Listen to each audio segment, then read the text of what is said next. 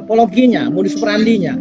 Nah, apa yang kita temukan ini nyata adanya bahwa saat ini beredarnya seluruh Indonesia itu di pasar-pasar yang saat puasa ini, kalau dititipkan mungkin kita nggak penuh itu semua tempat penampungan, mungkin nggak sanggup kita untuk melepas liarkan juga nggak sanggup. Nah, contoh setiap hari ada perburuan satwa karena kebutuhan itu selalu meningkat dan ada yang pemesan di situ, ada yang memberi modal juga, kemudian ada yang setiap hari menunggu apa nih. Nah, ada juga oknum misalkan ya, seolah itu menjadi memudahkan. Nah, ada juga ini permasalahan di kita. Tapi pemalsuan juga banyak terjadi pada orang yang berani seolah-olah itu barangnya dirubah. Misalkan ngirimnya kalau di Palembang, saya pernah di Palembang menangani, dia kirim itu namanya PMP. Tapi isinya apa? Itu ada saya tangkap di dekat Bank Mandiri itu, di halaman Bank Mandiri. Isinya apa? Kulit harimau yang sudah di packing. Itu 2 kulit harimau di dalam satu tempat.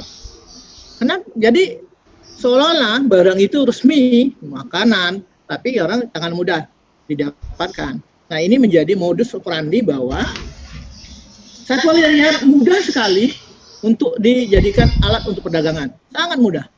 Yang kedua, aparat setempat pun masih belum ngeh ataupun merasa 1 ekor, ya 2 ekor berapalah. Jadi menganggap bahwa belum penting daripada tindak pidana lain, masih dianggap itu masih belum. Selain ya yang merasa konservatif mungkin masih ada, tapi yang lain saya rasa masih sangat minim. Kita berharap pikir kalau orang 1 ekor itu ya sudah, itu kasihan, lepaskan aja. Padahal efek jerahnya ke depan 1 ekor menjadi ribuan ekor kalau kita berpikir seperti itu. Nah, ini menjadi menarik lagi kalau kita lihat lagi undang-undang kita ini sudah lama, sudah tua ini, sudah waktunya untuk direvisi. Makanya ada efektif penegakan hukum, ada 5 sebenarnya. Bagaimana aturan penegak hukum itu, undang-undangnya itu menyangkut saat ini perkembangan zamannya sudah nyangkut belum? Efektif tidak digunakan? Masih ada yang kurang belum? Kosong enggak hukum itu di sana? Itu satu.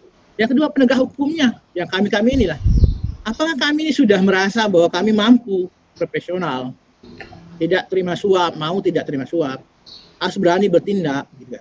Kemudian tidak mudah menerima iming-iming yang lain, dan komitmen melakukan tugasnya. Ketiga, ada nggak sarana-prasarana yang mendukung itu dalam penegakan hukum sematakannya? Kalau kita berpikir kalau setiap kita ada punya alat sadap saja, kita yakin kita bisa melakukan lebih dari ini penegakan hukumnya. Kenapa? Kita bisa menangkap ke aktor intelektual yang lebih tinggi.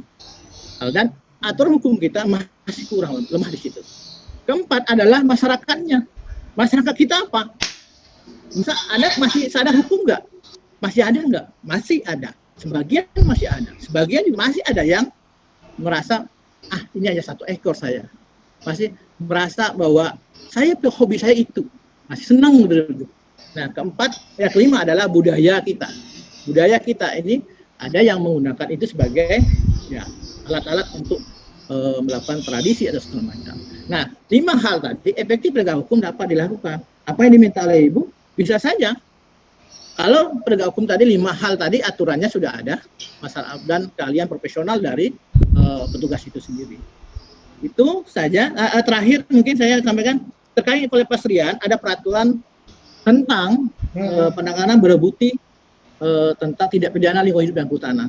Itu lanjut Mbak. Lanjut. Itu ada di pasal 42 ya, ada pasal 42 khusus untuk pelepas liaran tumbuhan satwa liar. Lanjut Pak. Ini mungkin tidak ada gitu ya. Mungkin ada di bawahnya tapi tidak ada. Jadi saya langsungnya terakhir ini bahwa pelepasan satwa liar itu memang sudah di pasal 42-nya jelas menyatakan bahwa harus satwa dilindungi. Yang kedua, TSL ini tumbuh satwa liar berasal dari kawasan konservasi dan KSK dan KPA. Jadi kawasan pelestarian alam dan kawasan subalam. Yang kedua, pasal 2 ayat 3-nya harus keadaannya sehat. Jadi pelepasannya harus keadaannya sehat. kemudian lokasi pelestariannya harus sesuai dengan nggak asal dari mana itu berasal dari satwa itu sendiri. Yang ketiga memang gennya yang masih murni di lokasi yang akan kita lepas liarkan, di habitatnya.